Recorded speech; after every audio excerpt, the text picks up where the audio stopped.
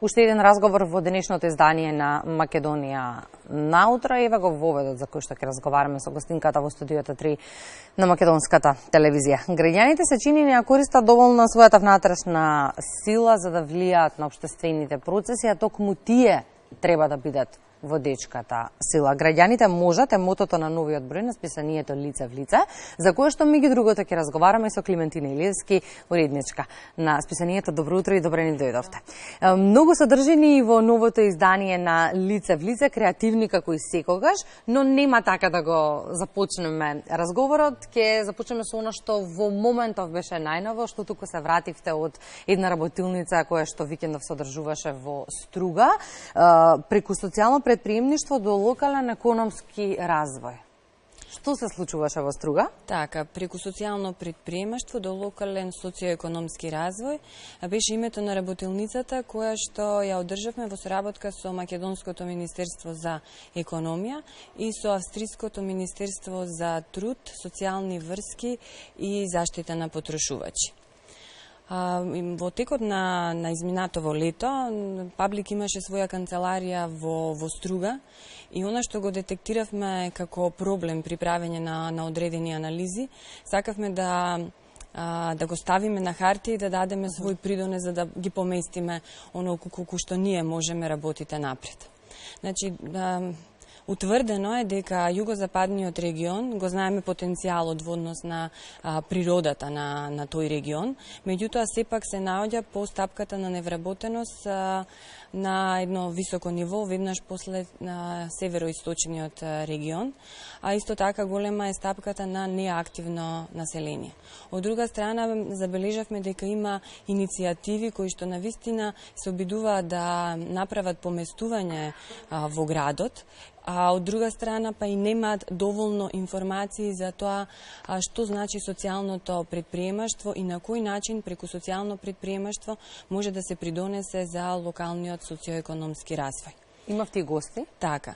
Гости беа Харалд Фугер, аташе од Австриското министерство за труд. Исто така беше Георг Визинер, представник од Институтот за рурален развој на Австрија, кој што пренесе на вистина драгоцени искуства кои што верувам дека им беа значајни на посетителите на настанот во однос на креирањето на идните планови во однос на развојот на овој регион.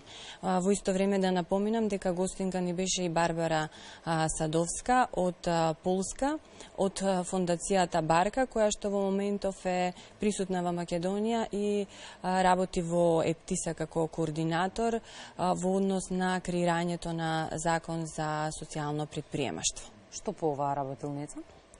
Многу ми е драго што на едно место се собраа стейкхолдери кои што со нивната енергија, со начинот на кој што размислуваат, со начинот на кој што делуваат, знам дека ќе направат нешто позитивно за средината во која што живеат. Имавме представници од југозападниот регион кои што работат во различни сфери. Значи, од институции до здруженија на граѓани, до заштитни друштва и микрокомпании. Добро е што сите седнаа на една маса, ги споделија искуствата во однос на она што го работат и на кој начин можат овие луѓе во иднина да соработуваат со цел да овозможат што повеќе вработувања. Разговаравме значи повеќе за социјалното предприемаштво како начин за вработување ранливи групи, иако сите ние сме свесни дека многу се поголеми можностите што ги нуди социјалното предприемаштво. Меѓутоа, ставивме нели акцент на социјални предпријатија за работна интеграција. Тука беа представници на Солферино, тоа е хотел кој што е социјално предприемаштво.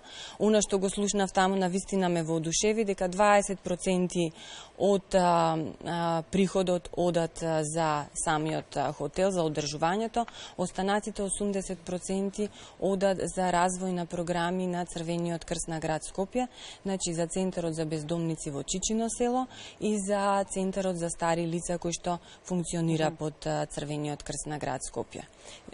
Споделија искуства различни заштитни друштва, споделија искуства здруженија на граѓани кои што имаат своји економски активности и уште еднаш ќе напоменам, многу ми е драго што тие меѓу себе сами препозна начин како меѓусебно во иднина да соработуваат.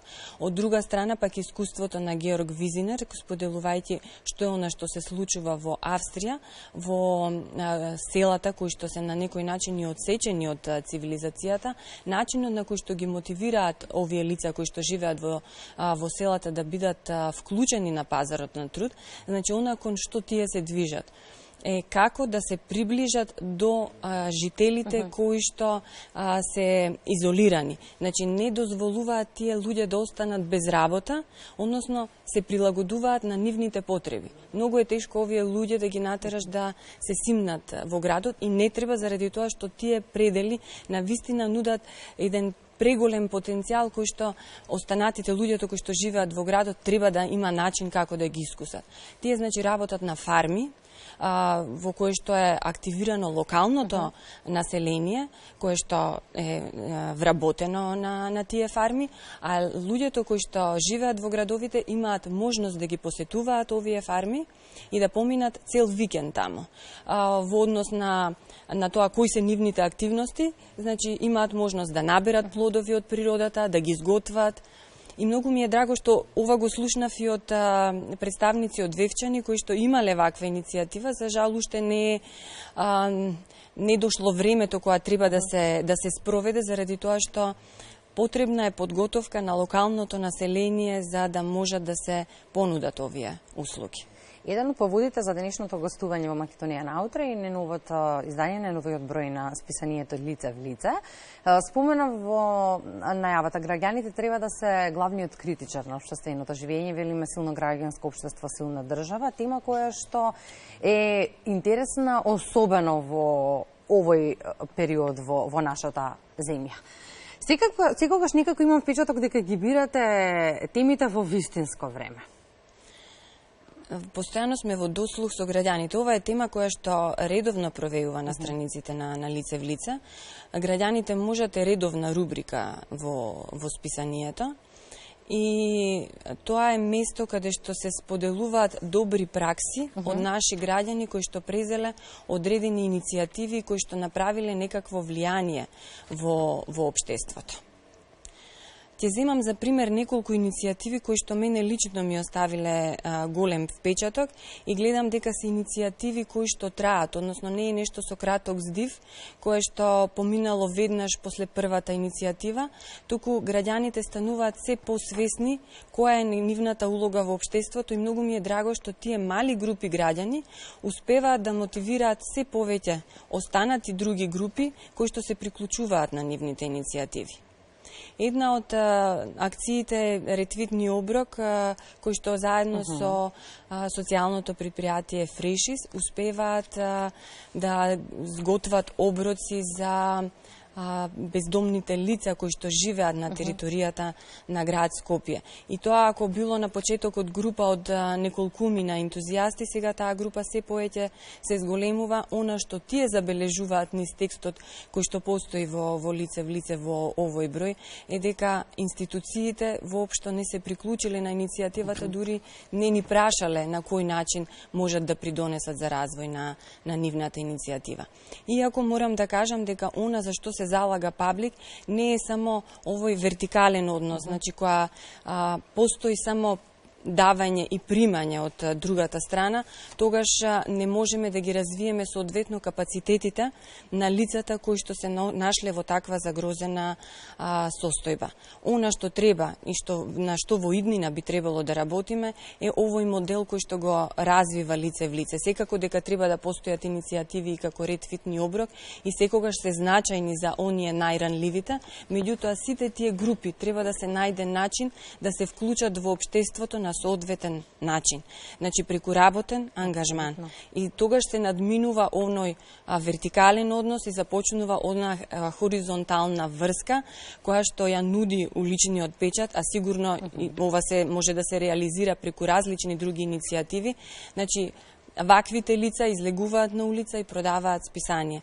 За тоа добиваат надомест, како и се останато што се продава на пазарот, нели? Но веќе ги препознаваат, така барем во Скопје, оно што можам да го видам движејќи се по улиците. И добро е, расте ли бројот на уличните продавачи? Каков е интересот? Горе-долу, значи, бројката се движи околу 40, заради тоа што имаме продавачи кои што влегле во онва иницијатива. Понатака сме нашле начин да најдеме вработување за нив во наши компании. Имаме продавачи кои што исто така, нели, сме разговарале на оваа тема, веќе ги вработуваме во списанието. Има и продавачи кои што за жал се откажуваат, тоа е заради она отсуство на директна поддршка која што ние како иницијатива ја обезбедуваме, меѓутоа групите со кои што се работиме се различни и за секоја група треба соодветен индивидуален пристап. Она што ние го развивме во изминатава година е протокол за работа со млади од улица над 16 години, што не значи дека е нешто што може да се примени кај бездомните лица, кај лицата со посебни потреби, кај поранешните корисници на алкохол, значи секоја група си бара соодветно внимание и соодветен третман. Во следниве години ќе развиваме и програми за сите групи кои што се вклучени во нашата иницијатива. Меѓутоа, она што можам да го нагласам е дека најдобар резултат е постигнат кај младинците од улица, токму заради тоа што работиме според програма која што ја искреиравме ние. Сега ќе нагласам дека кога почнувавме со уличниот печат, се обидовме да најдеме програми кои што ги спроведуваат другите улични списанија. Никој не работеше со оваа ранлива група, со младинци од улица. Значи тоа се деца кои што преку Центарот за згрижување деца од улица биле згрижени во центарот, а понатака откако ќе наполнат 18 години повторно остануваат без некаков третман и повторно се враќаат на улица. Повторно би се навратила сосема накусо и на темата. Обично секогаш бирате теми, споменав, кои што го засегнуваат општественото живење. Моето прашање е, имате ли контакт со читателите, како тие реагираат на секој нов број на лице в лице? Имаат ли идеи, предлози, што е оно што може би како тема сакаат да го прочитаат? Многу ни е важен контактот со нашата публика и редовно го одржуваме. Преку директна комуникација, многу од нашите читатели доаѓаат во нашата редакција. Дел од нив комуницираат со нас преку социјалните медиуми, преку мејлови. И многу ни се важни тие инпути, како во однос на содржината, така и во однос на продавачите. Многу граѓани знаат и да се јават да кажат јас би сакал да напишам текст на одредена тема. Разговараме поединечно со секој кој што ќе изрази интерес и дефинираме агол. Секој дошол со некаква побуда дека може да направи нешто од своја страна кое што може да даде соодветен инпут во општеството. Имаме многу експерти и од земјава и од странство, наши луѓе кои што живеат во странство, кои што сакаат да споделат нивна визија за одреден сегмент во општеството како би требало да се развива, например. Во однос на продавачите исто така имаме редовна комуникација, знаеме со какви групи работиме, се случуваат и пријатни и помалку пријатни ситуации. На наше големо задоволство граѓаните разбираат за какви групи станува збор и знаат таа некоја непријатна ситуација да ја објаснат како во ред, дајте да видиме што да направиме за да му помогнеме на овој човек и на тој начин заеднички со граѓаните ги решаваме тековните проблеми. Јас ке ви се заблагодарам за денешното гостување во Македонија наутро. Граѓаните можат на новиот број на списанието лице в лице ќе може да го купите од денес во продажба секако кај уличните продавачи. Со сето оно што ќе биде ново, ќе ви имаме повторно во Македонија наутро. Ви благодарам за поканата.